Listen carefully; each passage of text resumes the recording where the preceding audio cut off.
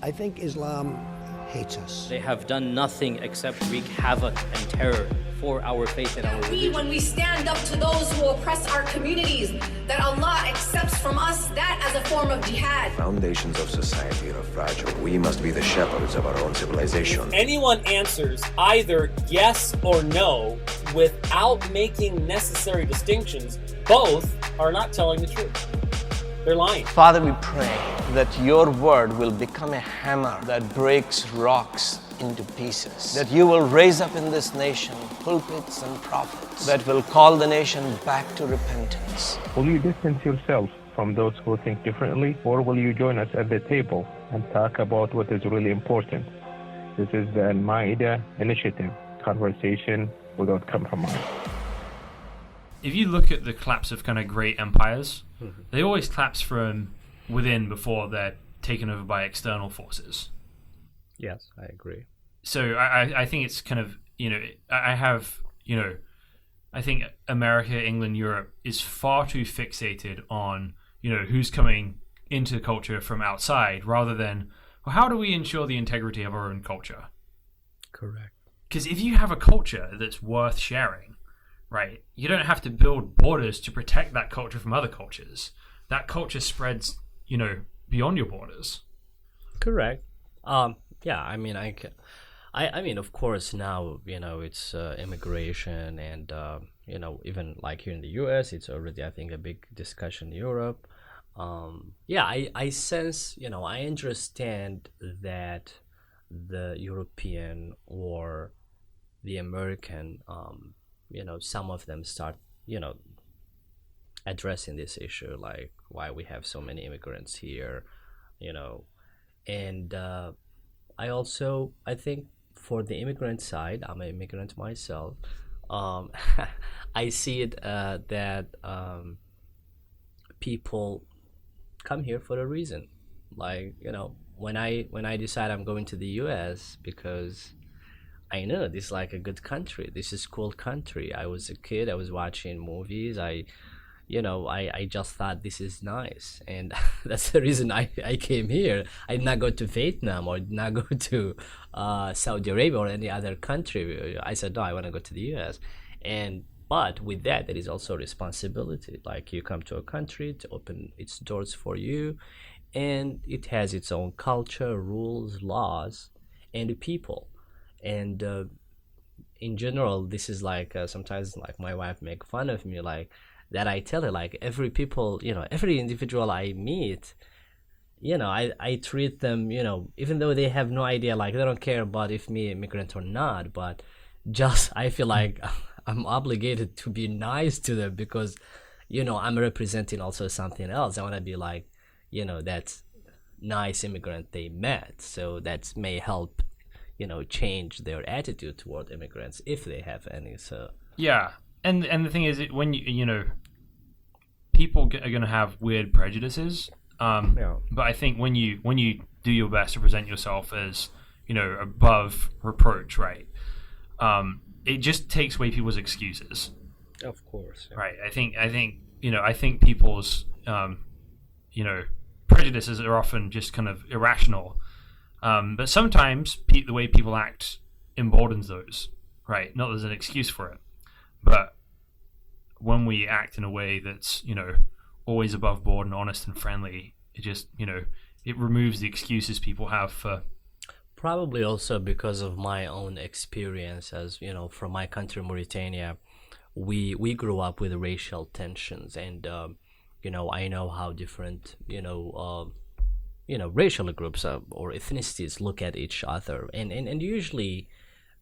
it's more of like misunderstanding, and also there are some norms. Like, for example, if certain human groups, let's say, they have some, let's say, primitive norms or tradition. I mean, primitive also, who define primitive, but let's define a primitive that a culture that's cruel to, like, let's say, women, or cruel to kids, or cruel to animals, or they don't have respect to science and education and things like that.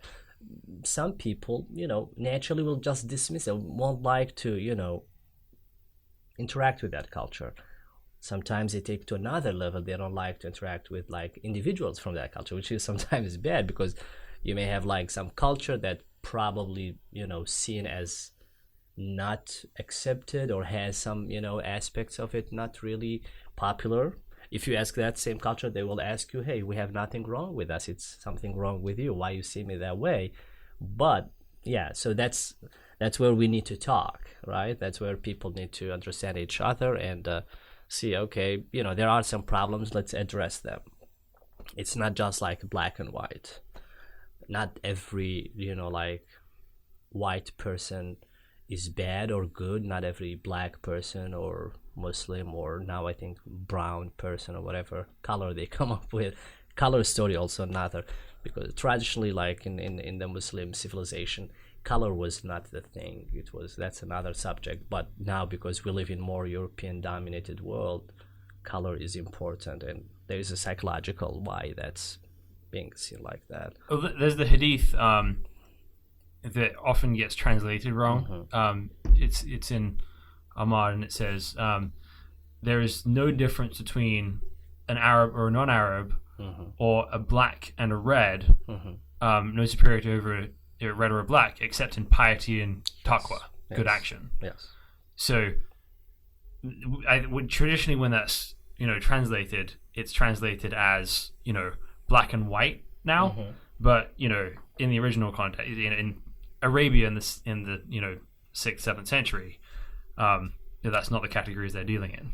Of course, I mean there was, for example, like in Arabia back then, of course, yeah, there was slavery, and there were like, even in modern Arab world now, there is a lot of racism going on, especially toward people of darker skin, even within Arab themselves. There is kind of, I know it's a similar thing in the Indian. It's like this obsession with having a fair skin. Yeah, that's kind of common in the Arab, and mainly in the Middle East, a little bit in the North Africa as well. Yeah, and that's, I'm just telling you, like, it's not, oh, no. Yeah, there are a lot of racism going on. Like, I think a few years ago in Algeria, there was like some kids from sub-Saharan African immigrants. They were like being, you know, beaten by this bus driver at some bus station, and it was really cruel and bad. And yeah, so stuff like that happened. But Muhammad, peace be upon him, he said it. He just said it. Well, there is no difference between you guys, but I'm not here to, you know, force you to love that person or like it. But what I know as a prophet, that there is no difference. The only difference is piety, and no human being can judge your piety, only God. And that will take us back to our own selves. So leave everybody alone, because you don't know who they are, but see their, you know, action. And yeah. And I think one of the sort of central issues with sort of racism is it conflates ethnicity, culture, and the individual. Sure. And those are three completely different things. Because someone's ethnicity has, you know, they may be born in a certain culture, but they may not hold to that culture. And, you know, somebody may be part of a culture, but not individually subscribe to all the bad things in it. You know, all cultures have a battle between good and evil going in on them. And to, you know, and it saddens me when in our responses to racism, we try and, you know, just erase the individual as well. Right. So correct.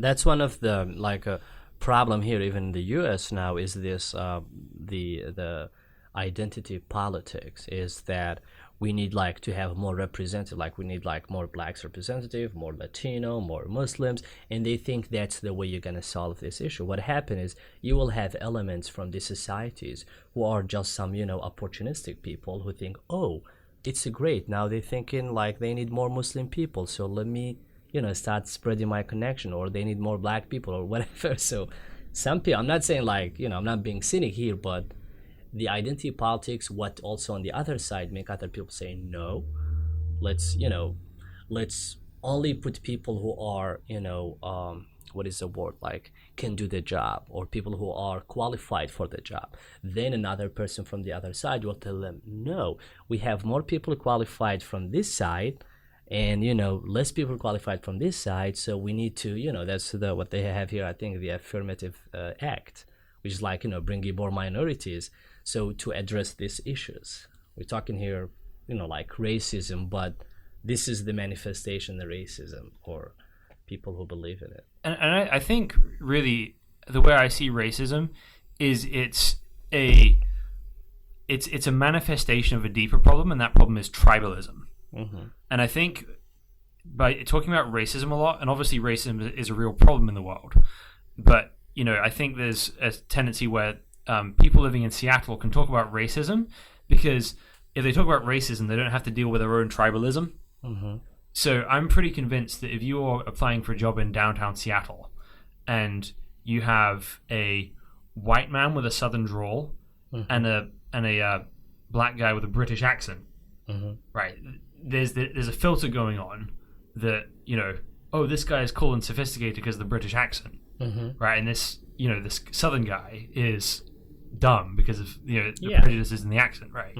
So there's tribalism there, and tribalism and arbitrary partiality are things that are bad for us no matter what form they take. And I think sometimes we're very good at looking at other people's prejudices about why they judge people for silly reasons. And I think I think it's natural. It's okay. I think people judge all the time. It's part of who we are, and that's a very that's something in the part of the human self, and it's complex. A lot of it not even understood. Life is so complex. This is just some people try to oversimplify it by saying, okay, I will live over the feedback of other people. If you decide that's the way you want to live, that's gonna be, I'm sorry, it's gonna be probably a miserable life. Yes, because this is one of the things as a spiritual person as well, I can see it where you can see God manifestation in this, because the more you try, the bad it will get. And that's a sign for you to say, no, it's all inside me. I should, and this has something to do with the racism, in this country. I see some people, regardless of who, what background they're coming from, but if they come to a store and they feel like the receptionist did not treat them in the way they expect, it's always you expect something from other people. Yeah. You always feel, because my wife wore in hijab, so I'm expecting if this receptionist doesn't smile, she just hates Muslims. You know what I mean? Yeah. So that's, and I know a lot of people think like that. So even myself, I doubted myself sometimes. Did that person did this because he thinks okay, this guy from this background or not? And so it's a little bit bad obsession, and it's now everywhere. Yeah. You see it in media, it's crazy. And I think just in a general principle that if you spend a lot of your life kind of guessing what other people think of you, you're just going to be miserable. Exactly. So I have a very specific policy that if somebody has a problem with me, I'm not going to try and work it out. Have the courage to say it, or I'm not going to worry about what you have to say. And if you're courageous enough to kind of actually have a conversation about this, I'll happily talk to anyone about anything. But I'm not going to do the guesswork of figuring out why a person's judging me. And may I ask why you have this? How you think? Why? Yeah. So the reason for that is the Bible says the fear of God is the beginning of wisdom, and the fear of man is a snare. It's a trap. So the idea is that we have one master to please, right? That I'm living my life for an audience of one. That I want to stand before God and hear him say, well done, good and faithful servant. And if I'm doing that, I don't have to care what people think of me. Now, in the same way, God does want me to treat people well. But that's not the same as me being driven by their opinions of me. Yes. Right? Yeah, I agree. Because once you become driven by their opinion of you, then it will notice that what are you doing actually? Maybe it's not for God, maybe just for yourself.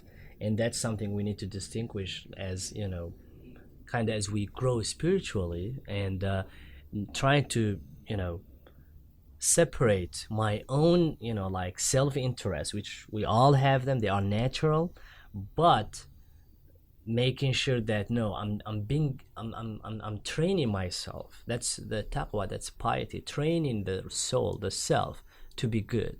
and it takes practice, and it's not easy. So thinking of people as the source that will validate you as a person, that means you're thinking only about yourself. But if you think of people, of you more concerned about yourself. I'm starting that I know I'm a bad person. I'm trying to be a good person, and I know it's only God will help me go that way or reach that level. People, I'll treat them good, not because I want something back from them, because I know there is a reward that I will get from God. And the more you practice this, the more you will see good things happen in your life, and the more, of course, sometimes bad things happen. Once you also start thinking, I think I made it with God, at least at heart, that's kind of our, belief. Once you start thinking, oh, nobody should ever say that they are, good people or good person, or even we should not, at least politely, when I say James is a good guy, I should say what translates in Arabic like and I do not judge beyond God. You know what I mean? Like basically saying, hey, that's my own opinion, but God, you know what I mean? So yeah, that's kind of my point on leaving of people, like what people think of you and the relationship between that and the racism, because that's one of the major issues, especially people who have been oppressed by racism. Their mentality toward it is completely different than people who are perceived as oppressors, and sometimes they cannot meet. There's no ground, because, and especially now with the world we live in, and you can stop me anytime. No, go ahead. Yeah. So the world we live in now, it's more of, and that's thanks to you, the Western European actually, is like more of power thing now. It's like all Marxism, even though nobody, postmodernism, everything's about power. That's where the identity politics come. A lot, even people who I see, building their credit on the identity politics, they also driven by the fact we want to represent our identity or our race, because you want piece of power. And once you start tasting power, you will want more of it. On the long run, conflict will happen, because as we all know, nobody gonna give you power. You have to take it. Yeah. If that's your concern in life. Yeah. Yeah. Right. So people put it, and I think what's interesting is, I think a lot of people take their culture. So a lot of second generation immigrants here take their culture a lot more seriously than first generation immigrants. Mm-hmm. Like I wonder if my children will take being British more seriously than I do. Because for me, right. I see the flag outside. Well, what is that flag? Okay, so the flag outside is actually the first American flag. But I'm a British man married to an American woman, so it's a great kind of combination to represent our house. Yeah, I just got it because it's funny. Mm-hmm. I don't put a lot of stock in being British. So first, I'm a Christian. Mm-hmm. Second, I'm a Dragon Ball Z fan. And then a bunch of other stuff, and then at some point I'm an English person, and there's things I enjoy about my culture, and there's things I find absolutely tedious about my culture as well. Mm-hmm. And I think there's some things about you go back to sort of Second World War era. There's things that make me very proud to be an English person. What is that thing like that? What is the thing that you can, like in less than a second, remember that is good about English culture that you love and you're proud of? I think facing difficult times with sort of an upbeat spirit and sense of humor. So I think when I think of the things I want to treasure about, British culture, it's making quips in the middle of dark times. It's people, hiding underground from German bombing raids, singing together to kind of get through it. And, people sort of pulling together and saying, whatever happens, however much they push us, we're not going to compromise. We're going to do the right thing. That's cool. And those are things that I think, there's seeds of that in every culture at some point. Yes, it's in a lot of cultures. Yeah, the French, they know to be a little bit like arrogant. They like to think of themselves as intellectuals and smart pants and yeah, things like that. Italian, for me, I find Italian, a little bit aggressive, but kind of nice. You know what I mean? Like, it's that guy who you might think, oh, am I safe here? But he's just, that's how he acts. So Yeah. but that's also maybe bad, coming from the Roman. I mean, they were warriors. Yeah. I mean, they are the first European warriors, actually. So, and of course, I don't know how is now the Italian people think of, Italy now being like, I don't know if you watch the movie Limitless. No, actually. Like a movie like, I don't know, you know that? There was a scene, Bradley Cooper joking with these guys, and he was telling them, oh, look, Portugal used to be like the biggest navy in the world, and now they just sell cheap condoms. Yeah. I was like, that's what happened to cultures. Yeah, up well, and down, yeah. I mean, you think about the Vikings, right? They were. Yeah, but those were brutal. I'm scared of that. Oh yeah, yeah. but think about like the Norwegian cultures now. They're like the most like very nice. Yeah, very peaceful. most laid back. Yeah. They invented Lego.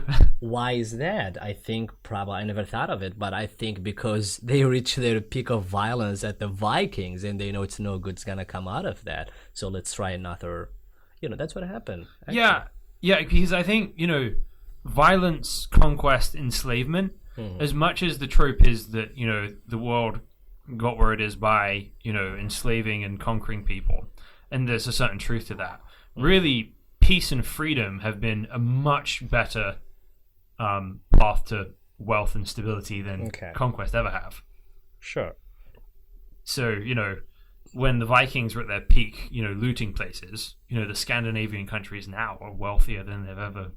Right, and I think also the like the English culture, I think they owed some of that to them, because some of them moved down to northern France, what they have Normandy, and they mingled with the French culture, and then they went up to the island of England, and actually that was kind of the start of the kind of Anglo-Saxon community, and I think the rise of the English language as probably as we know it now. Yeah. So actually, as far as I can tell, my ancestors were those Normans from France that kind of came over in 1066.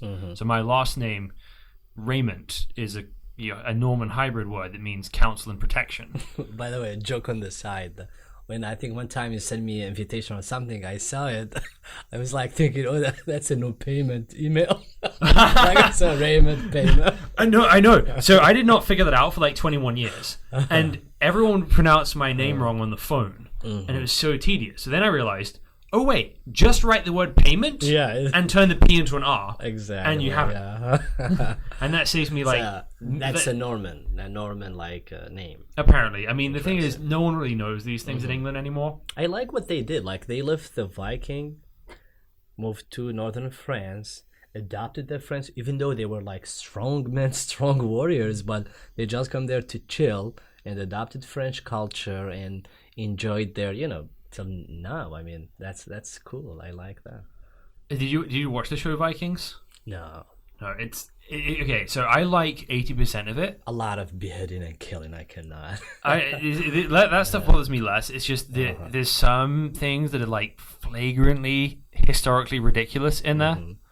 Like there's one scene where the Christians in the show like crucify someone for apostasy. So he stops being a Christian, joins the Viking religion, and then they crucify him. Now, I won't deny that Christians have done awful things to people in history. That's not one of them. There's never been a time in church history where they'd be like, oh, you stopped being a Christian, we'll crucify you. That never happened. What about what they call them? The herdicts, I think? The Spanish Inquisition? No, like, I mean, before the Reformation, like, the Luther, I think, Martin Luther, or... Yeah, so... I think there was, like, in Europe... sorry, I did not brush on this history before meeting with you, but no. I remember, I think there was this idea of, anybody who doesn't, at least believe of what the church want them to believe in, they will just burn them alive.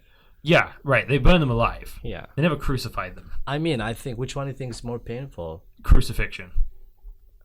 I think it's burning is more painful. Burning would... It's a slow pain, I think, being crucified. Because, you kind of get it. asphyxiated over about 3 days with I crucifixion. think you will lose consciousness maybe after like maybe 2 hours or so, and then you will be like waking up every 3 hours just in the pain, and you sleep again until you die, right? So when they burn people, It's kind of graphic. Oh, it is. When they burn people alive, sometimes for mercy's sake, they would tie like a bag of gunpowder around their neck, so it just like and end it quickly. But yeah, that's so for probably from about. So for really from the time of the Crusades to the Reformation, and even post-Reformation to some extent, that's still happening. It probably took about 100 years after the Reformation to get actual freedom of expression in Europe, and that's partly because of this one ridiculous thing that happened in.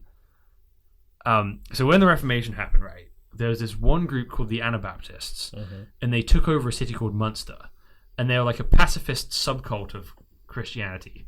And it quickly became a violent polygamous cult of Christianity, and they like took over the whole city, and other German cities had to come and like besiege them, and they were the first people arguing for freedom of religion in Europe, and so I think everybody kind of got a bad taste in their mouth after that, and like no, and it's not until John Locke came along, 100 years later, that people started to kind of buy the argument of okay, if we want the state to be pure, if we want the religious institutions to be pure, the best thing to do is to, have some barrier of separation of the powers of these two institutions.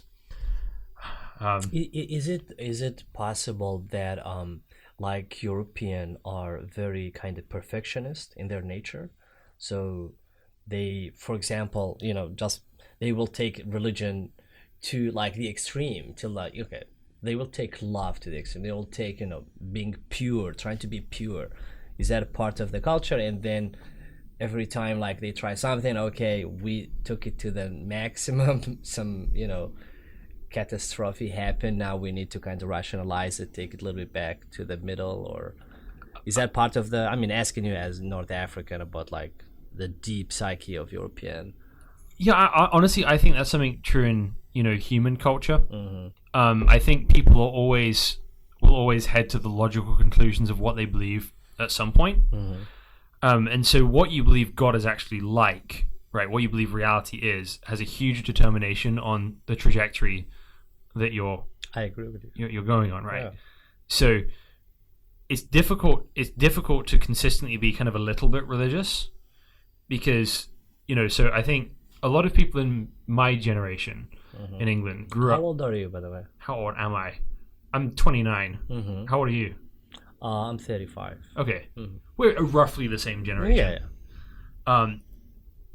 So I think people of my generation were kind of raised that they were kind of Christian, and you can't really stay kind of Christian because either the sort of secular ideas that you just kind of assume are going to become the main view that you view reality through, or you're going to go to the consistently religious direction and say, okay, I believe the Bible is the word of God, and I have to live my life by this. And so I think this kind of inconsistent middle ground can last for a couple of generations, but it will always, trend one way or the other eventually, and it's hard to sort of stay in the middle. And I think you see that happening in Saudi right now. That there are a lot of people who want to sort of, there's been a generation of people who want to be very extremely religious, and then MBS is kind of moving the country in a direction that's a lot more secular.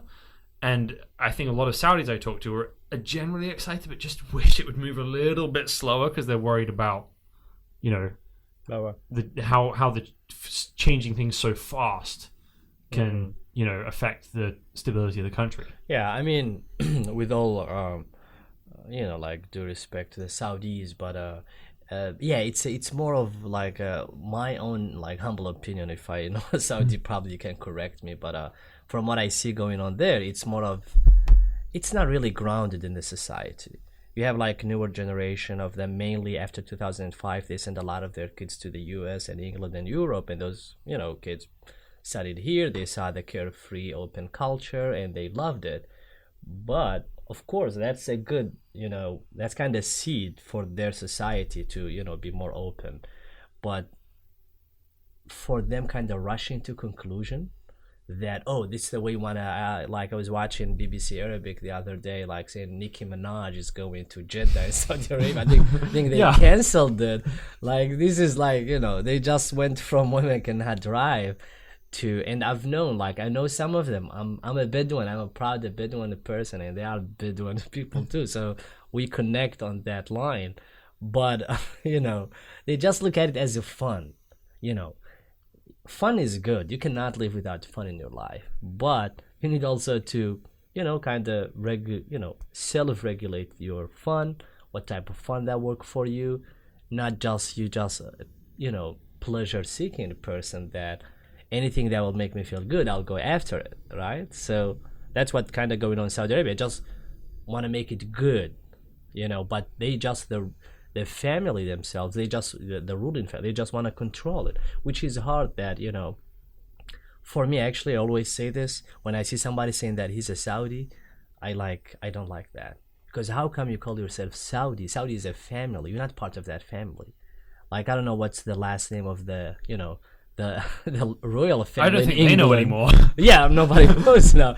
But you guys also always love that the English took different, path than the French. You've been decent and nice to these people. They were part of your history. They contributed to your rise and everything. So yeah. But back to Saudis. So yeah, what's going on now there is interesting. I don't know what's gonna let them, to be honest. Right, and the reason no one knows where it's gonna go is because out of all the changes that are happening, there's not a unified intellectual center to the movements that are happening there right now. Exactly. That's what I sensed.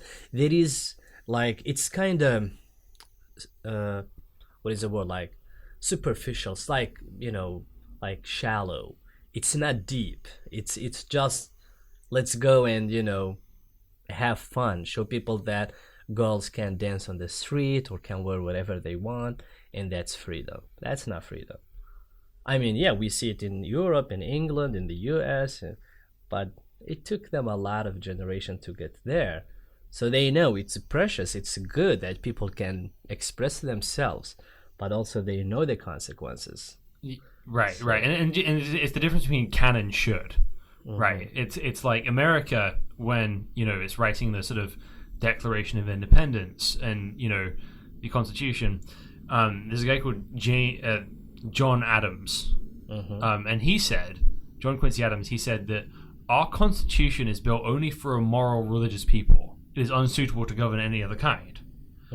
And he's saying that because the point of freedom is not the freedom to do whatever you want. It should be the freedom to do what you ought to do. And it's kind of sad and kind of funny to me that you go from women can't drive to Nicki Minaj, right? There's so much.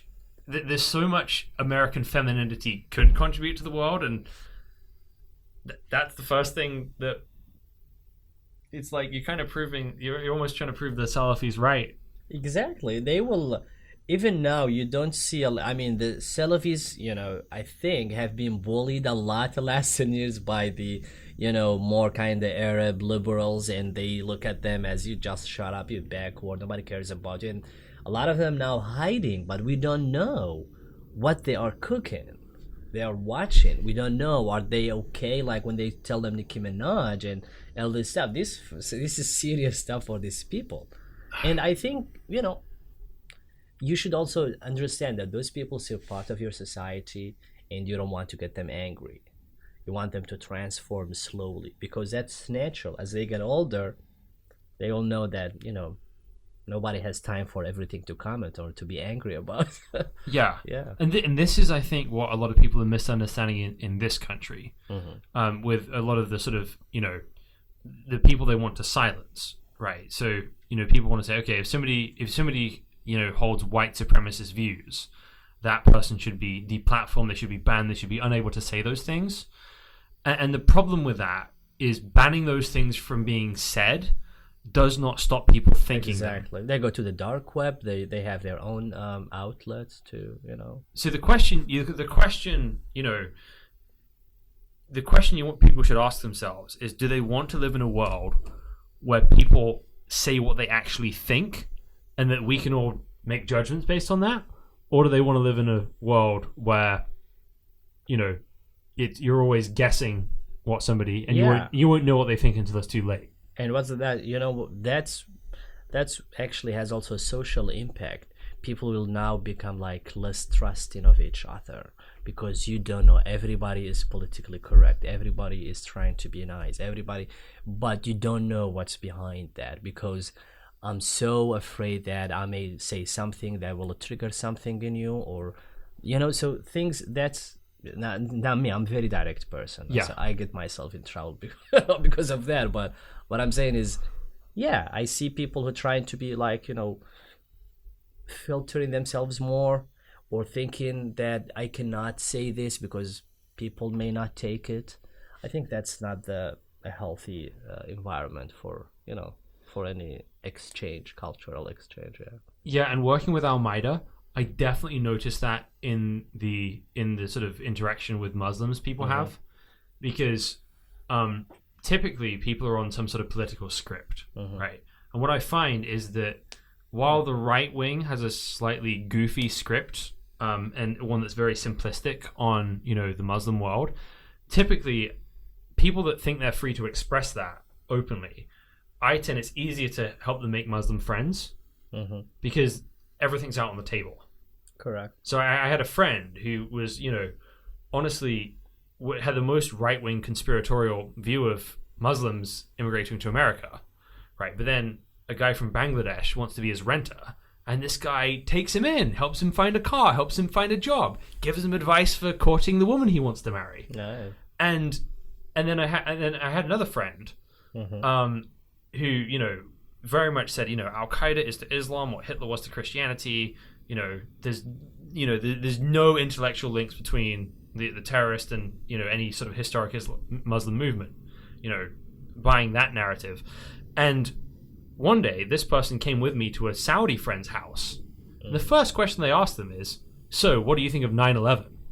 Like, so it's like there's the It's okay. I mean, if that's gonna be the starting point for a conversation, yeah, be it. I mean, I know if you saw the movie called Big Sick, this kid from Pakistan. He's my age, not a kid, but he's like he's in another show for geeks called Silicon Valley. Yeah. And in the show, his wife, who's American, white American, she's in a coma, and her parent was not approving that she's dating or marrying this guy from Pakistan, and I think they are from Iowa. He went to school there, and then this scene that he and what's gonna be his future in-law sitting on in the cafeteria in the hospital, and the guy asked him, "Hey, what do you think of his future father-in-law asked, what do you think of 9/11?" He said, he told you, "Well, I think we lost 19 of our best guys." And the guy was shocked. I'm like, "What?" I said, "No, I'm just kidding." Did you see The Dictator with Sacha Baron Cohen? Yeah, I've seen it. That scene in the movie where they're in the helicopter talking about Porsches, and they're yeah, I just got a new 911. 911 is the best. Yeah. 911 number 2. So she thought she's in the middle of 9/11 number 2. Yeah. Yeah, that's funny. Yeah. Yeah, I like to throw humor on this stuff because we can of course analyze, talk about it, but That's what I find most ridiculous about the whole political correctness culture we live in, because while it's trying to honor cultures and and sort of give room for people to speak, political correctness is literally the whitest thing I can think of. Because if you travel the world, you talk to people from different cultures, people like to laugh and joke about things. I understand it. I the culture of snowflakes, as they call them. I understand that some people are I believe it's out of decency, out of being hypersensitive, and knowing that if you put yourself in the shoe of this person from this culture, from this background, you can see what kind of harsh life they are having, and you being what is the word, empathetic, I think, in English, sensing them, feeling them, that is nice. That is a good thing. That's, for me, that's a high morals. Yes, I respect people like that. But people who also not that sensitive, or who thinks like when I see somebody from different culture, whatever, I don't look at them like they are inferior. I don't look at them like they are less than me. So I'm just gonna ask them, I'm not gonna adjust myself to just please them. Yeah. You know what I mean? So that will take us back to living, of other people's opinion, right? Yes. And just certain type of it. And there's people who want to be, genuinely empathetic and, careful with people, as I hope we all would be. Then you have people who want to just, police everybody else's conversations. Like, I'm serious, living in Seattle, there's been 4 times in the last 2 years that I've been talking to a Muslim, mostly Muslim women, and somebody has come up thinking that person needs to be rescued from me. Really? Yeah. So one of them... What do you mean? Okay, so I went to a movie with a group. Am I in danger here now? Just kidding. Yeah, somebody's gonna burst through the door, being like, "What are you saying to this minority?" Hide in here, yeah. Eyes hide in here. They're gonna. Yeah. So one time I was, I used to work for a non-profit at UW, and I got reported for sitting outside this, ASU area because, somebody thought I worked for like a right-wing organization, which I didn't. I worked for, a Christian campus organization. Yeah. The next time I was just, having a conversation about this event that was coming up, and, this white woman came up, acted like she was interested in, this event. And then I said, "Oh, you should come. It's gonna be great." And they're like, "I'm not really interested. I was just making sure nothing shady's going on with you." And like, oh, she's like watching you. Yeah, she's watching me. And then another time, I'm at a movie theater with some friends, and my friend from Turkmenistan asked me, "Why do Christians eat pork?" Right. So I'm explaining this whole, these dietary laws are here in the Old Testament to differentiate between, Jews and Gentiles, right? So, and then what Jesus does through his death and resurrection is tears down the barrier between people. So that there's now, we don't need to symbolize the difference between Jews and Gentiles anymore because, there functionally is none. And while I'm explaining this woman comes up and says, "Are you just explaining something right now, or is this hate speech?" And I said, "It's hate speech." And she had no idea how to react. Yeah, I think in Seattle here, I've been here only for 2 years, so I'm still exploring. And definitely I have interest in the kind of cultural scene here. I'm just busy recently. But yeah, I can see, I've heard from some people that there is a lot of, extreme ideologies here, being on the left or the right, things like this woman coming in to watch you. Like, yeah, I think that's all coming, I'm assuming, from goodness. She wants to say, "Oh, this guy, maybe I don't want to, maybe he's like trying to mess with this, little brown guys here or do something to them. So it's my duty as, white woman to come here and, save them from this white guy." I think so. Probably that's what you think. Well, I think what's the point? Yeah. Well, I think the issue is that, and I think this is a pattern in human history. So, I think everyone has a desire to have a battle for righteousness. Of course. And I think, so if your heroes are civil rights heroes, right? And to be a righteous person, you have to stand up for minorities and the oppressed. We've got to, if you want to have meaning to your life, you've got to find that happening somewhere. And you've got to get in. And I think this is the exact same thing that leads to the Iraq War. So people like George Bush, they grew up talking about the greatest generation. And the greatest generation of men who risk their lives. Some of them die, some of them come back. They go over to Europe, they liberate Europe from Nazi Germany, restore peace, and come back to America, right?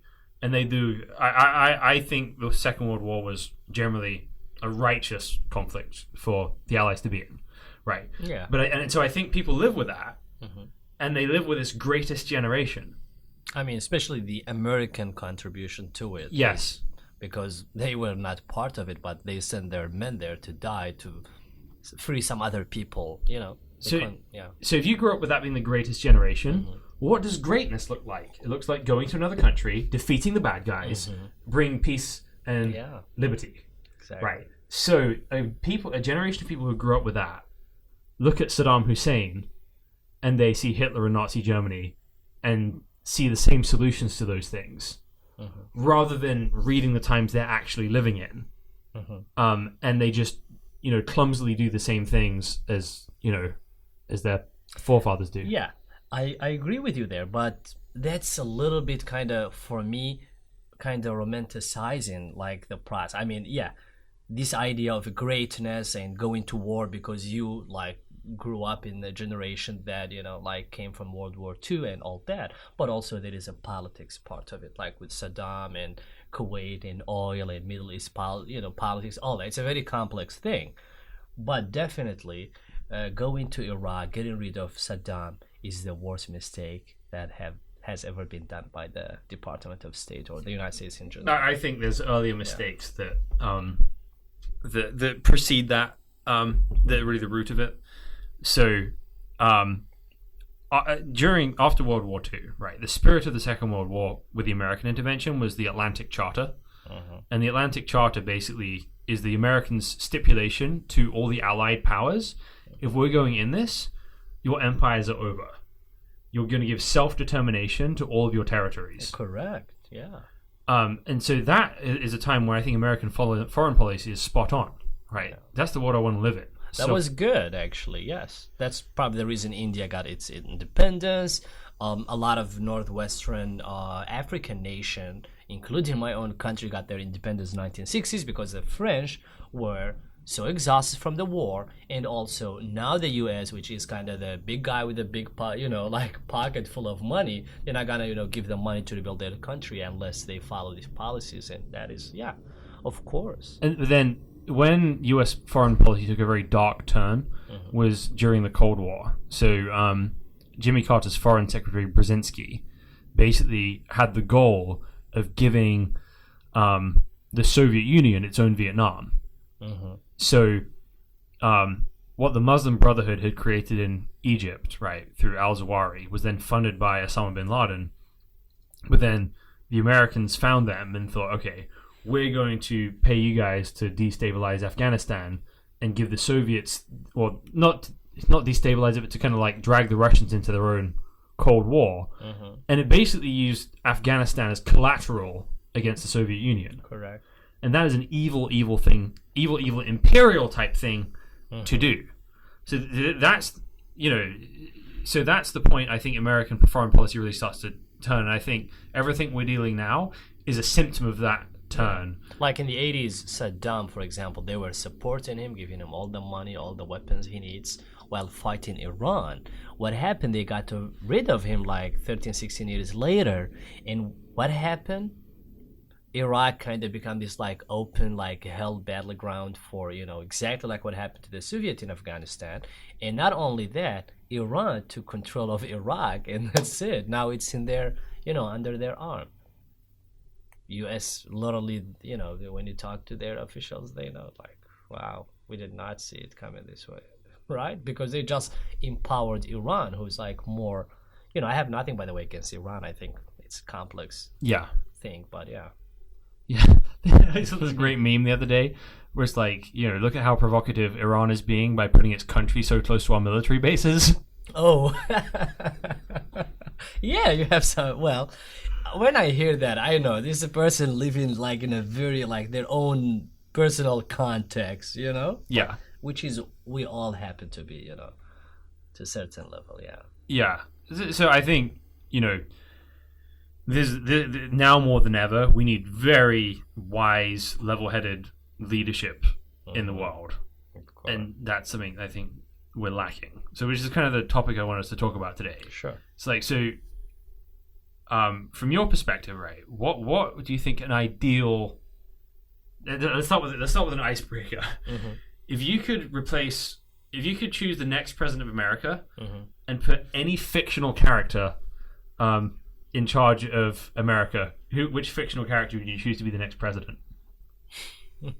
I mean, well, I'm not really like into the fictional characters, but I don't know, like, not sure actually which fictional. Can you give me some names to remember? I'll give you mine. I'm going with Mickey Mouse. Oh, great! So See- you make it see- easy. I was gonna say Goofy, but I said maybe. Honestly, Goofy probably better aligns with my, government views. kidding, I want yeah. to do as little as possible. Mickey Mouse would be somewhat of a fascist, but a benevolent fascist, right? Because you go to Disneyland, there's no qualms that it's all about Mickey, Yeah. right? The ears are everywhere. He is the center of attention, but he cares for his people well. Right, so Mickey Mouse is basically the sort of ideal philosopher king. Yeah, there is actually a coined term for that. I think they call it the just or the just dictator, Yeah. or things like that. It's actually in the science of politics that's sometimes Benevolent dictator. or benevolent dictator, exactly. Yeah, so it's a person who's so rigid, so firm, but just, and trying to build their countries. But usually, from what we know now from like human psychology and history, what they say, I think absolute power is, what is it, like Power absolute- corrupts. Absolute power corrupts. Absolutely. yeah, something like that. So and you cannot help it because there's like no checks and balances there. And that's one of the things I think we need more of like decentralization of power. I think Amen. US is doing great by nature. That's the system here. Like every state almost kind of self-governing itself, every county governing itself, every little municipal or town or township, they kind of like, you have community police, you have people. That is a model for governing maybe a giant country like the US. Yeah. But knowing also that having this diversity of thoughts and political ideologies going on, you need also to make sure that people will be vetted well before they put on the table. Because if you now look, like if now like they're gonna select between 10 or 20 candidate for the election, these 20 people, these out of how many, like 300 plus million, right? Yeah. So they should make the process a little bit, making sure and that people are vetted well. Yes. I mean, Not right. just because you are ambitious or you think you are better than everybody else, you are allowed to, even if it's on paper, you pass. Yeah. But they want to make sure, yeah. Like the process right now, they may as well just have them all jumping on a trampoline and have the last one standing be the candidate. Yes, it's really easy, and the Trump actually made it really easy. Yeah.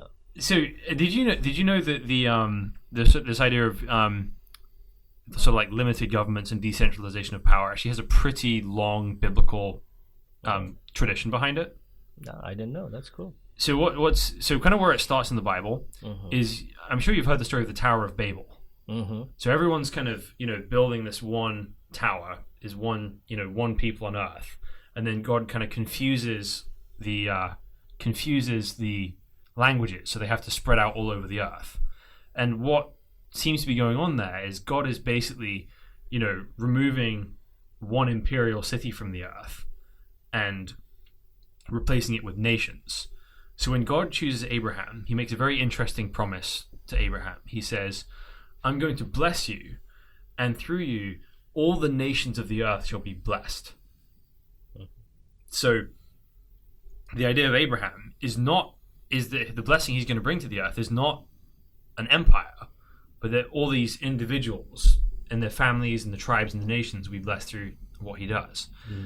Then then in Israel, it's actually, when I say Israel, I'm not talking about the modern state of Israel. Yeah. I'm talking about The Israelites. The Israelites. Tribes, yeah. Israelites. So Moses kind of has, basically absolute power at the beginning of his, reign.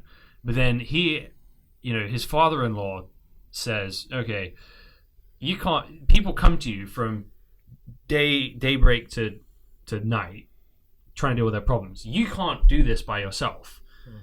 And so Moses has the Israelites appoint elders for themselves who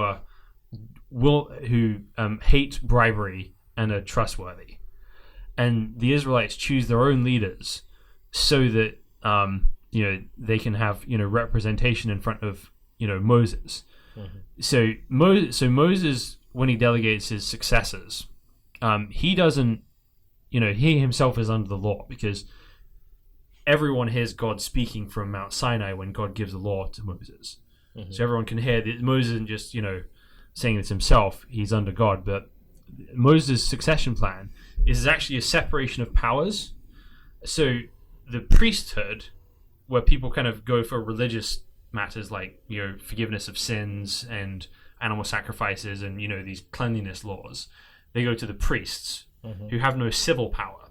And then for civil matters, they go to these kind of local judges, and the military is led by Joshua, who's also a prophet. But even Joshua is accountable to the priests, right? So when Moses heard God, he walked up the mountain himself, heard God speaking. When Joshua heard God, he had to go to the tent of meeting where God would speak through the priests and the normal system he'd set up. And so then when Israel gets its first king, this guy called Saul, and what God says is, before they choose the king, it says, look, this isn't going to be good for you guys. He's going to take 10% of everything you have. He's going to take your sons to serve in his military. He's going to take your land. He's going to take your daughters for his service. And you're going to hate this. And they're like, fine, we just want a king to protect us. But the kingship God allows them to set up, there's two agreements. One is a kind of this agreement between God and the king, right? The king has this agreement with God that he's going to, govern justly, and then there's a covenant with the king and the people, right? That they're going to help each other. So it's not a governing by divine right; it's a governing by this, by this agreement between God and the people. And so Israel eventually is taken into captivity, ceases to become a nation when, it all falls apart. But they're promised a Messiah, and this Messiah is promised a kingdom. In the book of Daniel, who's a prophet, there's two interesting things it says about this kingdom. The first is it's going to destroy every kingdom on earth. But it also says it's going to bless every nation. Right, so it differentiates between the kingdoms, which are the sort of dominions of like human beings and powerful leaders, and nations, which are the people groups governed by areas and laws and cultures. And so Jesus, when he's on earth, right, he claims to be the Messiah, meaning the king of the whole earth. But when he's on trial in front of Pilate, Pilate says to him, do you not, are you the king of the Jews? And Jesus says, my kingdom is not of this world. If my kingdom were of this world, my servants would be fighting that I might not be delivered to be crucified. But my kingdom is not from the world. So he's echoing this, idea from, Daniel, that the kingdom of the Messiah is not there to build this greater Israel empire, to rule everyone through force, but to build a kingdom of truth and ideas which blesses all the nations of the world. So that's kind of the mode of operation. And let them govern themselves, right? Yes. Okay. It's the idea. Yeah.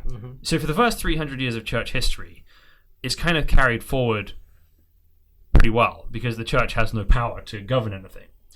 But then in 312, there's something called the Edict of Milan, where Constantine declares Christianity legal.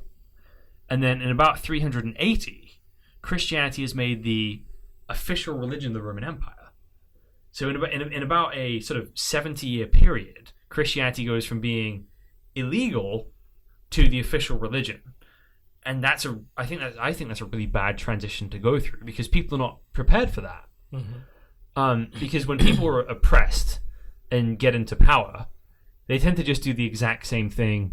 But that was like the seed that, generation of Christian, generation after generation, the idea get more clean and they get more, and get into the hearts of people, correct? I mean, but in the beginning, of course, like, hey, I'm the emperor, I think I'm accepting Christianity, hey, everybody follow me or I'm gonna kill them.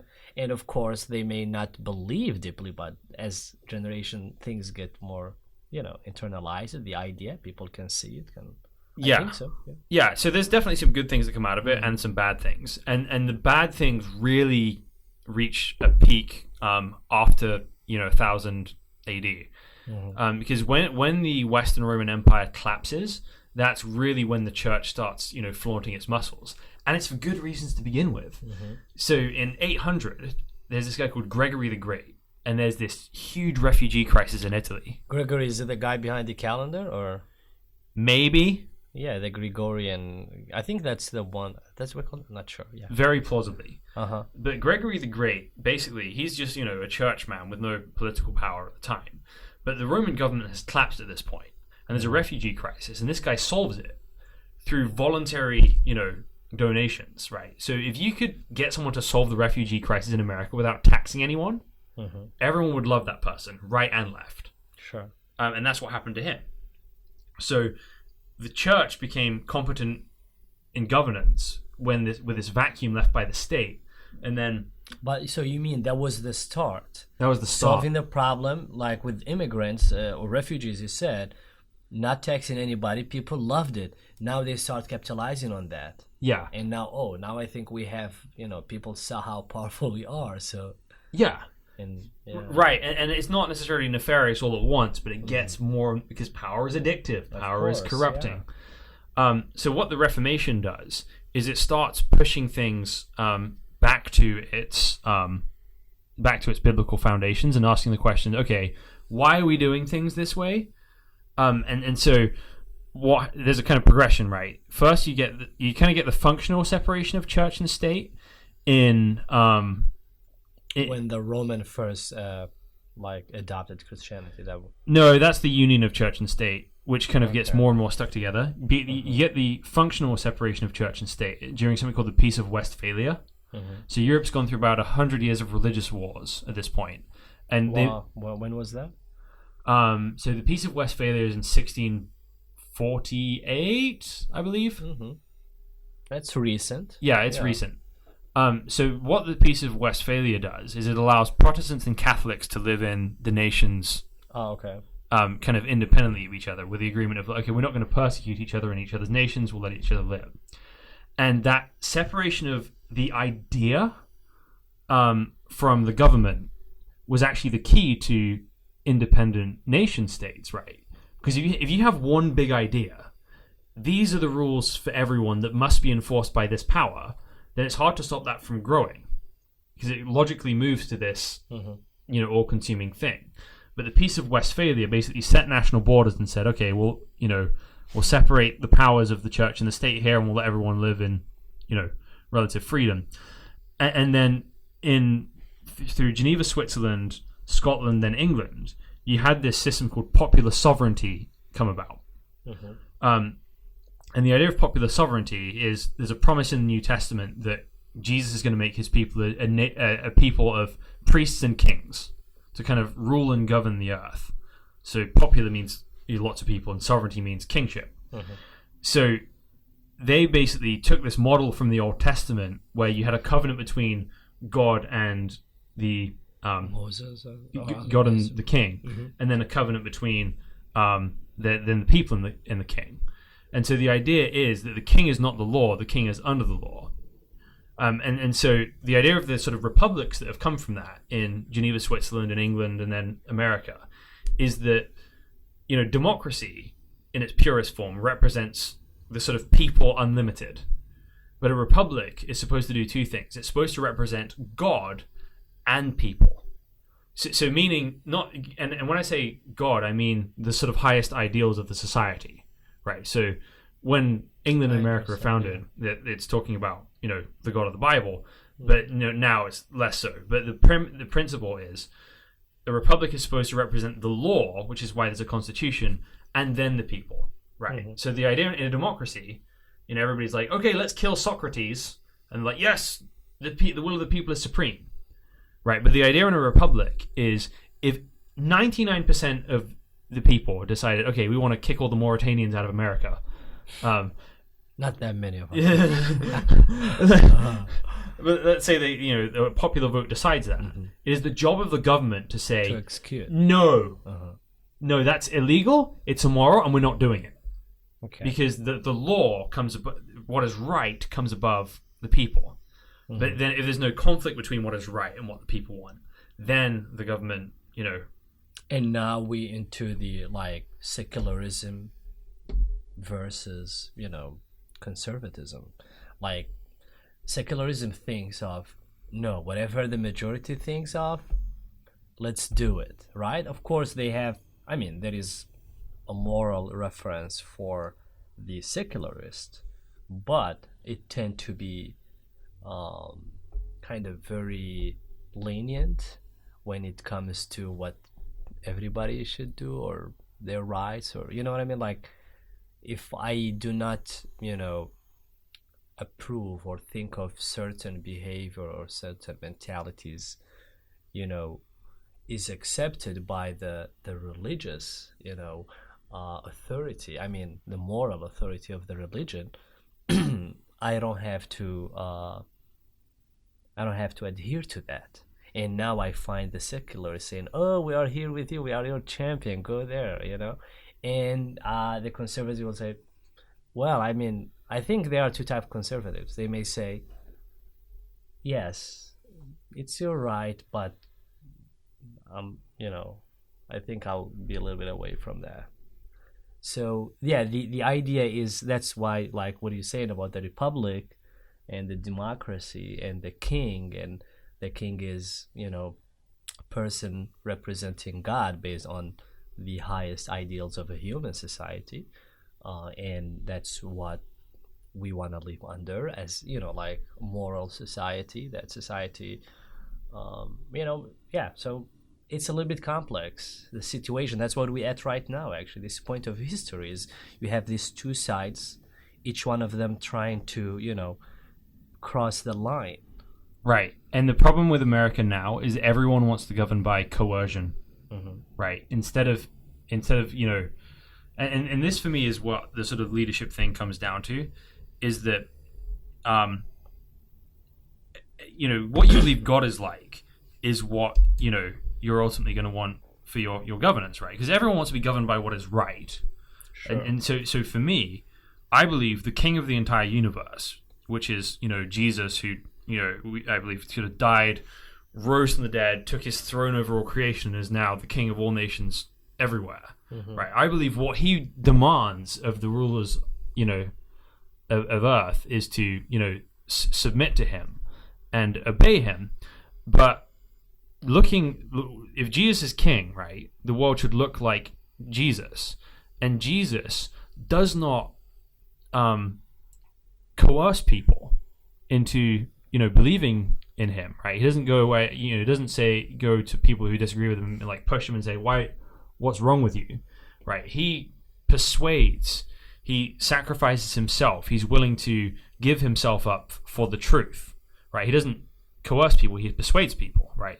So if I believe the king of everything is like that, how much more should I, as somebody who is not perfect, who's not divine, right? How much more should sinful, broken me give people their own, right to say what they, think? If God lets them speak, how can I not let them speak? Yes, that sometimes is a kind of dilemma, like between where are the borders, especially like it starts in the West. Definitely it's taking over the rest of the world, is this idea of you can be who you are, you can express anything, you don't have to control your own impulses, everything you think feels good, go for it, and just make sure like we kind of taking like lower standards for the laws and rules by just don't steal, don't break into other people's property, and don't kill people with your car. That's it. But other than that, you do everything. Here, where, for example, as the Muslim spirituality is, what we believe is really what God wants from us is also within us.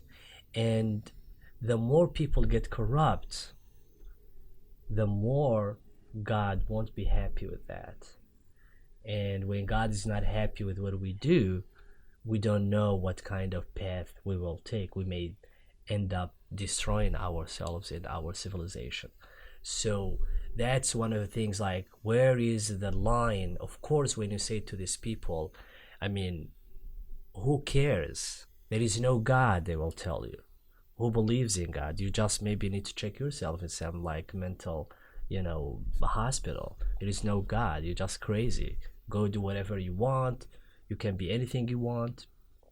I understand that. I know this is a reality. I have kids. This is not something I'm gonna bury my head in the sand for it, but this is a challenge, and we know it's not good that the society is just getting like more immoral. And by immoral means, because morality is expensive, to be honest. Yeah, it's not easy to be, and I'm not perfect. I'm actually, I think I'm a bad person, but I mean, that's how I always remind myself that, what if I die, now after I leave this, what I'm gonna tell God, how was my day, what I was thinking, what were my intention, all that. So that's where I think, to me, religion is I see what they do. It may really hurt us in general, but at the same time, what you can do. I know also, again, that these people are just like me, God creatures, and there is a point for them to think like that. And God, and I firmly believe God made them do like that, act like that, dress like that, behave like that. And I have to, accept it, do my own little part, avoid trouble. If you can reach out to people, talk to them, that's great, if they are willing to listen. Otherwise, what you can do. So, but definitely, if you look at some countries, like in South America, and this is time tested, like like leftist Marxist government in the Latin America, what did they bring to those people? Nothing. Was a lot of corruption, a lot of killing. Because what happened once you start looking at the human being as animal, that's it. You're just self-interested person. You're just looking for your own interest, your own pleasure, your own power. That's a Marxism, right? It's all about power. We're just competing for power. Everybody is cynic. Everybody's doing something to get something out of it. And people think that's the peak of maturity, to believe like that. And once you get that point, probably some people get it so early in life, because it's a silly point, actually. It doesn't require a lot of intellect to get there. And they just start acting on it. And they mistreat other people, and they do all other stuff. And that's why, I heard people doing abortion, just on weekly basis. It's normal. People violating a lot of, things that they just don't understand what they are doing. And that's why, I even believe the whole climate change itself. I mean, I've heard some people I really trust, and I think they've done the research on my behalf, that yes, climate change, we breathe, we are part of this universe, and it's not just it's not just us here on Earth. It's a very complex, I mean not us on Earth. I mean, our action has consequences, and those consequences may really, be so, they may influence some people far away from us. Yeah, that's true. I think, with the whole climate change thing, I think there's assumptions that people have that affect, the way they view it. Mm-hmm. So a lot of the sort of green movement kind of has a secular basis, because it assumes that, okay, well, having farms or, airplanes and cars, right? These are all unnatural aberrations that we've somehow, snuck into the natural order. Mm-hmm. As a Christian, I don't really believe that. I believe, God told us to have dominion over the earth and subdue it. And that's not to say we should pollute it and destroy it, but that, space travel, air travel, ships, cars, farms, industry, cities, these aren't aberrations to what would be a natural order. They're actually part of the natural order, right? We're supposed to be this way. Mm-hmm. And we're obviously supposed to take care of the planet we're on. But if your assumptions about the climate start with human beings are a disease on the planet, we're coming from a completely different point of view.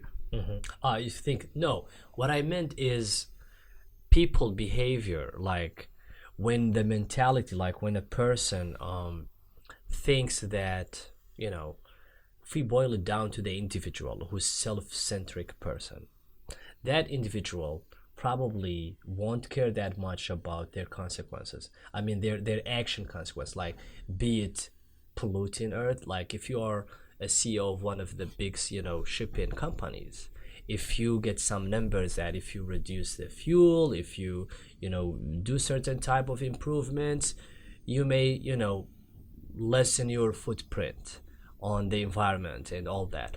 But if you don't do it, probably would make you more money. If you believe that you're just animal here, you're waiting to be, to leave this earth, I mean, you're just gonna die, go back to dust, and that's it. Who cares? You won't. But if you are more like, if you don't have to be a religious person, you can be a moral person. A lot of morality is okay with me, but a lot of what's going on is because of what we do. That's what I meant, is us here on earth, we should take care of it. We believe as Muslims that God created us to actually build, to make this earth a beauty, to beautify it. The highest actually rank, as we believe in Muslim doctrine, the closest rank to God is when you get into the ihsan place, which is beautifying. When you worship God as you can see him, and if you can't see him, he can see you. And if we reach there, the rest will be easy, because now we know that most people treating each other, treating their environment, treating their work, their government, everything as natural. You don't have to be some people are lucky, some people are blessed actually to be just decent like that. Some people have to work on themselves. Some people may not realize that till late in their life. So my point here is the root is having good individuals on earth, and that's probably, maybe it's kind of a dreamy thing, but I think at least I can do my part. Each one of us can do their part. Well, in my opinion, I think the biblical worldview as well is that all changes need to start with the individual responsibility.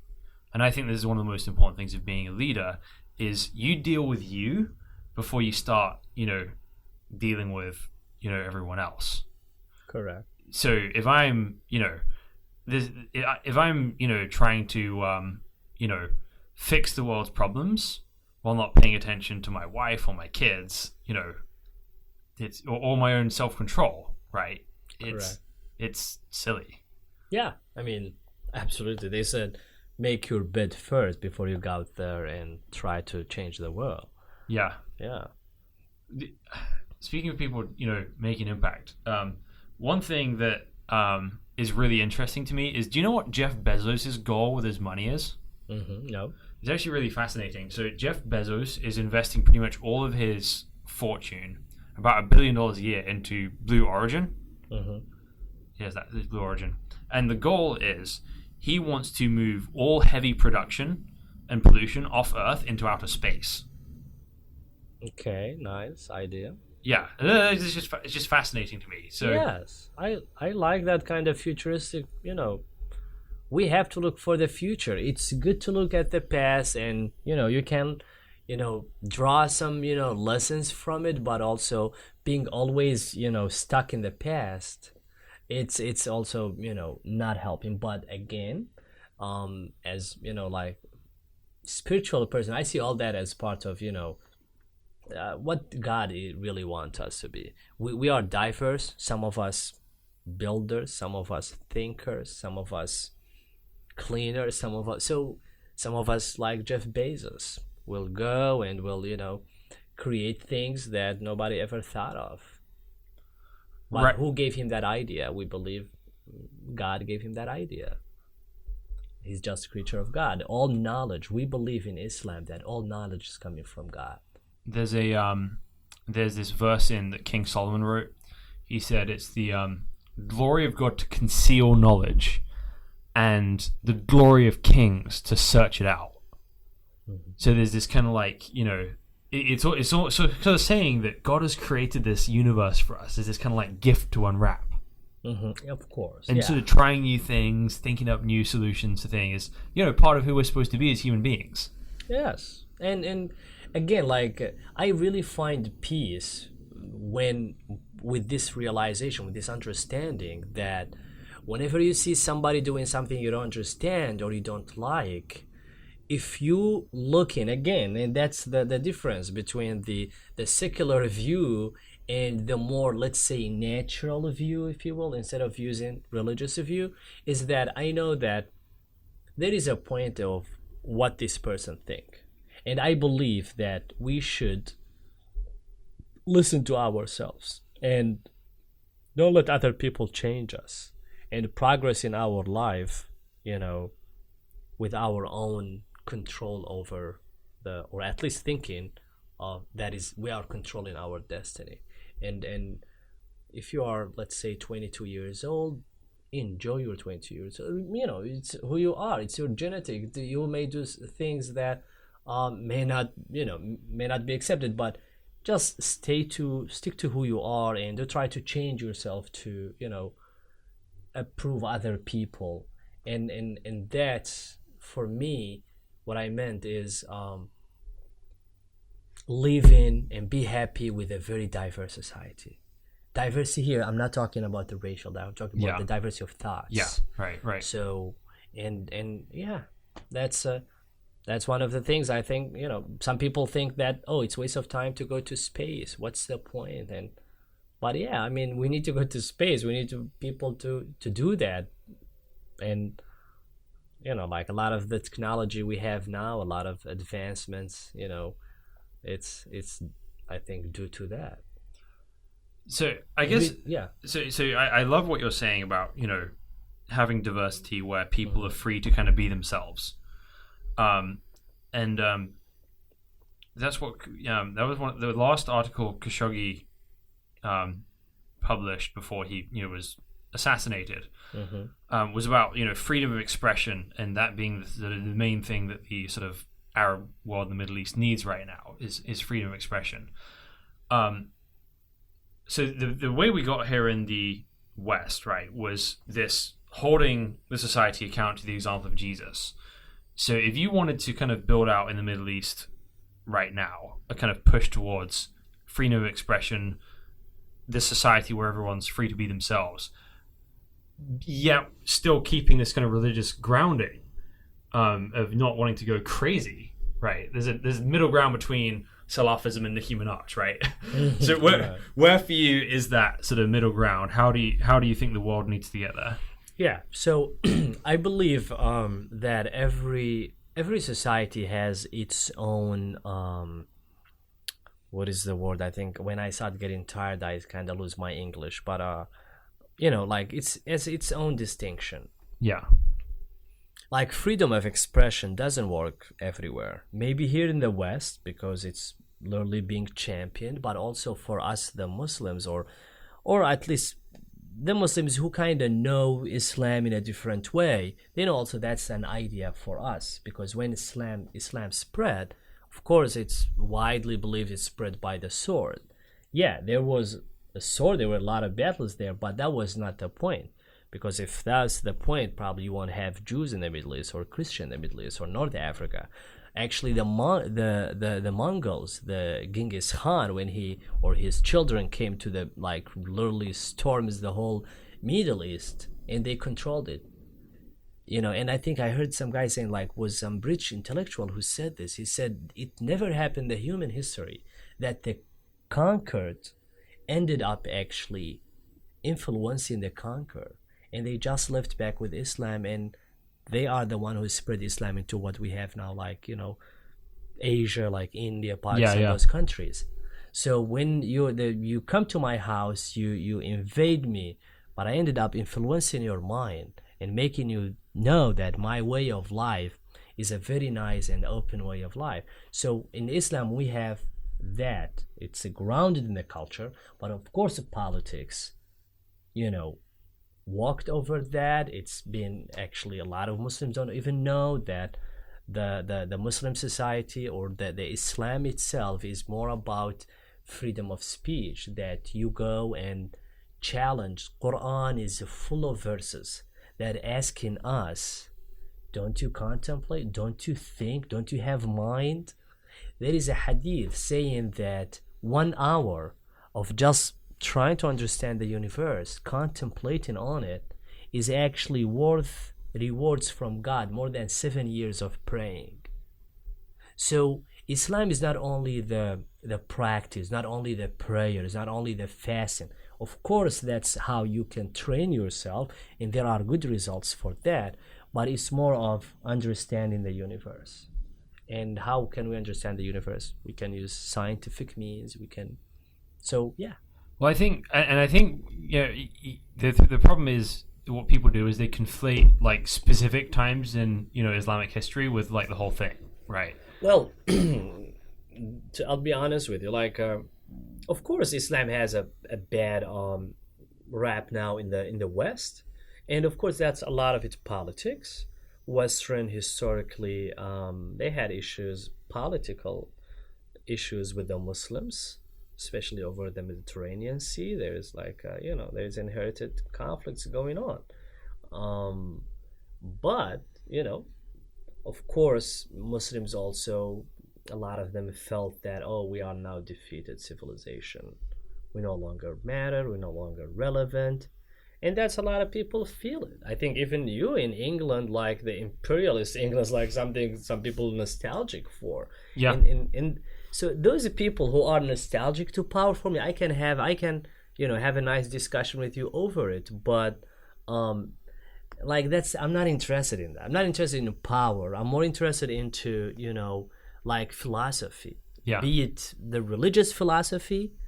I agree that you can believe in anything and you can't believe in nothing. It's definitely up to you. And you know what I mean? It's more like, I like how people think. That's what I observe more. That's what fascinates me. Yeah. And you've always had the people who want to have discussions about that in Islamic history. And I think what tends, the weakness in it has always been its kind of connection to the security of the throne sometimes, right? So of course, the closer you are to the power, the harder freedom of expression becomes. So, for example, right, the Islamic Golden Age, there's, the Mu'tazilites, right, who are, all about finding knowledge everywhere. But the traditionalist Muslims are actually suppressed by the Mu'tazilites.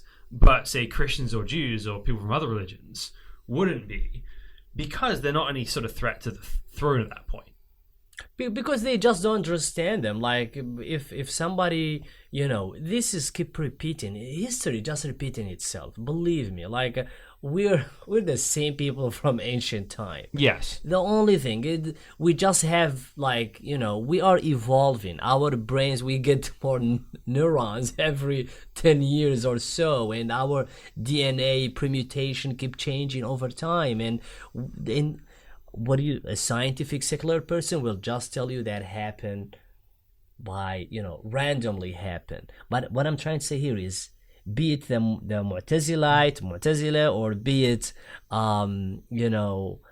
the Reformation, the Protestant movement, be it anything, be it the communism, be it capitalism, it's all an idea. It's all ideas. There is no single knowledge. I don't know if you know this, that we can trace back to a physical thing. It's all we know right now coming from a human mind. Everything we know about Earth, about our existence, is coming from a human mind.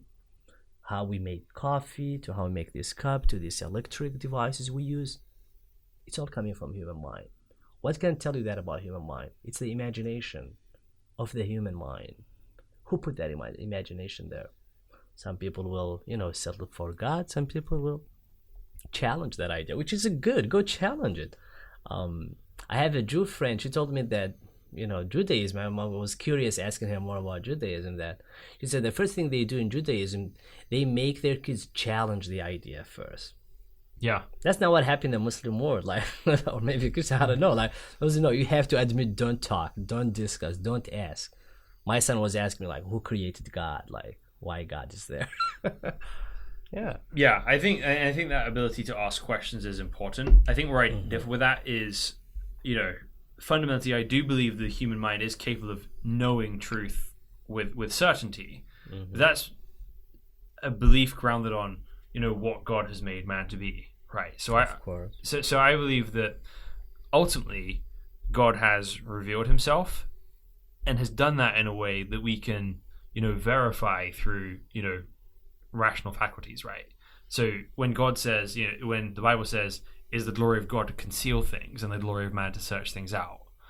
So I think so if you're talking about, say, the death and resurrection of Jesus, ultimately there's a faith element of whether you're going to trust in that or not, but I don't believe it's like a mystery that we can't have some degree of certainty to, if we're willing to sort of follow the evidence and examine the things that happened and see what we have available to us. Sorry, can you repeat that? I was stuck. I think so.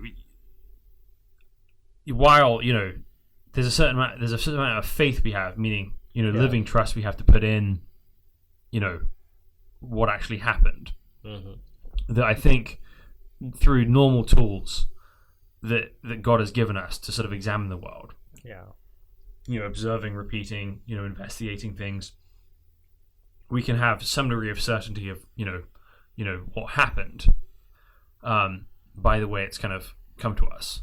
But I think this is a longer conversation, and I think we're all crashing at this point. No, that's definitely.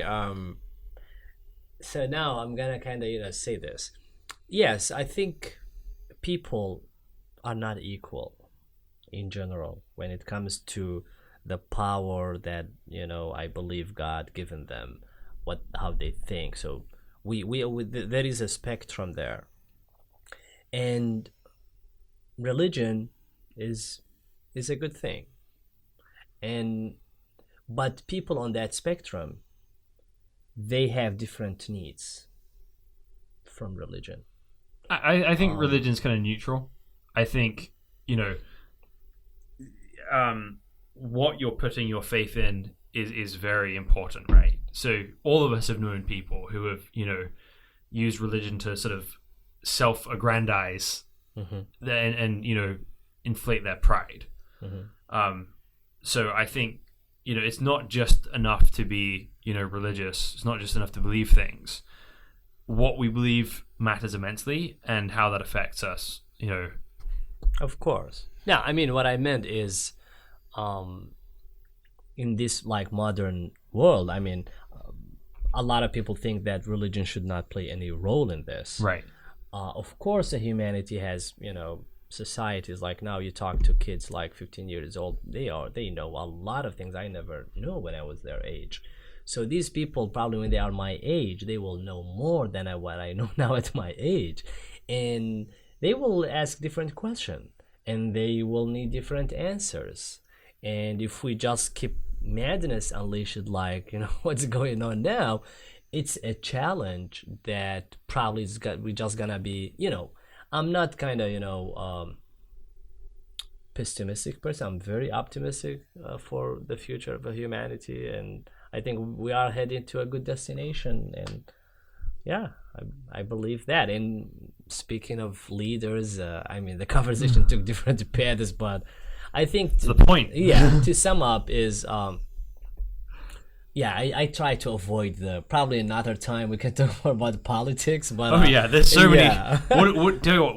We will do some at some point once this sort of starts going live regularly. I'm going to need people to come talk about current events with me sometimes. So you and I will do that. Definitely. I because when I kind of put in kind of the political analyst head, it's like different. But when I'm like talking more about, because I admired that you are a religious person, and like I think you are doing a good job trying to, reach out to people. And,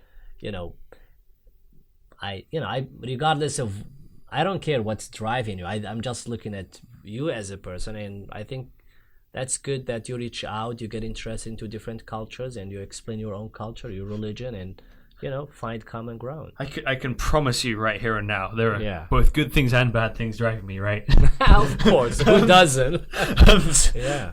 So I can lay my cards on the table. It's like somebody may listen to me and like question my motives. Yeah, okay, me too. Especially now, like, yeah, I mean, I sometimes I used to get like a little bit preachy, but like when I'm also kind of self-censored. They're like, oh, now I'm preachy, back off, because I think also that's again the modern society. People are way smarter than before, and that's a good thing. That's why I'm optimist. So. You cannot just come now to people and like convince them, hey, follow Jesus, follow Muhammad, or whatever you think they should follow, because they are more now.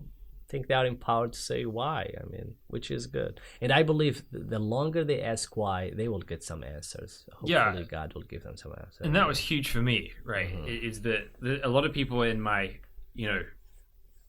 generally, I'd say Christians in England encourage the asking of questions. Yeah. Up to a certain point, then it would be like, James, just stop. You've asked enough. Yeah. And people often read asking questions as cynicism, which it isn't. It's just a desire to know how the world actually works. Exactly. Yeah. I think I'm all pro that, asking question, and of course being respectful to other people, and building that trust over time with people. That's also a good thing. Sometimes I'm like, I know I'm good, I think I'm a good person, so I'm just gonna be open book. But sometimes when you realize that people, oh no, you were maybe too open, or maybe what you said they did not take it in, that's normal too. You don't ever expect that everybody will understand you. I think that's like type 1 arrogance, being arrogant, right? So you say what you think, let it go there. Don't expect any rewards, and it's just another day.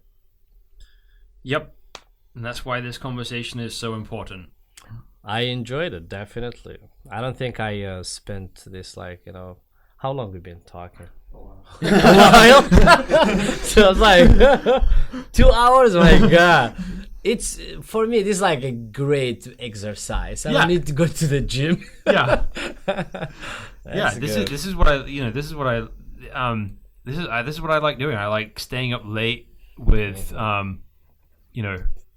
staying up late talking about big ideas, and apparently people from sort of Middle Eastern, North African cultures are the perfect people to do that with. They love politics and they love talking and eating. It's just such a great. And exactly, yeah. I think they are probably 15 years from now. Let's see, maybe that trend will change, because now I see like teenagers in our culture. They are more kind of self-interested. Not self-interested by mean, which is a good thing. They want to understand themselves more. That's why some of them, they don't care about society, they don't care about religion, they don't care about their parents, in that kind of quest for them to understand themselves.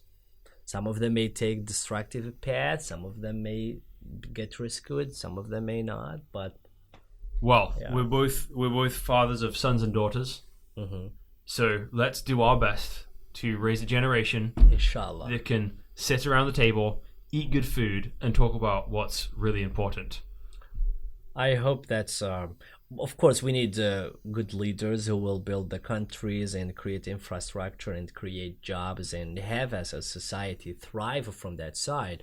So now we have more time and less worrying about life, and just understand each other and enjoy this time. So so it's like we work, we live, we eat, we laugh, and well, man, thank you so much for coming on the show. My pleasure. Thank you guys for watching or listening to the Al Maida Initiative podcast.